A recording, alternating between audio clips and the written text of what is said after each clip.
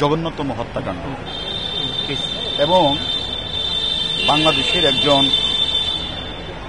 সংসদ সদস্যকে তারা অপহরণ করে ইন্ডিয়াতে এনে ইন্ডিয়ার মাটিতে তারা হত্যা করার জন্য যে নীল নকশা করেছে তার প্ল্যান তারা বাংলাদেশেই একাধিকবার করেছে। এর আগেও কিন্তু তাকে হত্যা করার জন্য তারা একাধিক প্ল্যান করেছে।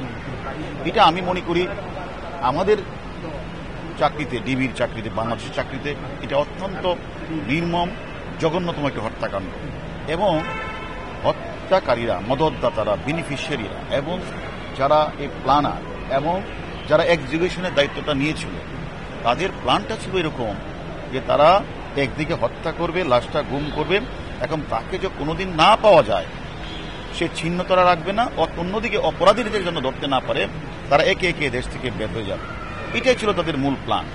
এই কারণে আমি মনে করি এটা অত্যন্ত গুরুত্ব সহকারে কলকাতা পুলিশ যেমন কাজ করছে, আমাদের বাংলাদেশ পুলিশ কাজ করছে, যার প্রেক্ষিতে আমাদের ক্রিমিনাল প্রসিডিউর অনুযায়ী যেহেতু হত্যার শুরুটা বাংলাদেশ, শেষটা হলো কলকাতা, এই জন্য আমরা মনে করেছি যে তদন্তকারী কর্মকর্তা হিসাবে আমাদের দুই দেশের আপনারা জেনেছেন যে ওনারা আমাদের বাংলাদেশে গিয়েছেন, আমরাও এখানে এসেছি। আমরা আমাদের মধ্যে অনেক চমৎকার সম্পর্ক এবং আমরা একে অপরের সাথে কথা বলছি, অনেক দূর এগিয়েছি।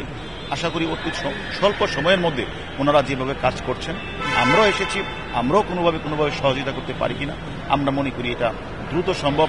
পুরো লাশটা না পেলেও তার অংশ বিশেষ আমরা আশা করি উদ্ধার করতে পারবো। তবে একটা মনে রাখতে হবে আমাদের যে ক্রিমিনাল প্রসিডিউর অনুযায়ী যেটা লাশের অংশবিশেষ উদ্ধার না হলে কিন্তু মামলাটা নিষ্পত্তি করা যাবে না।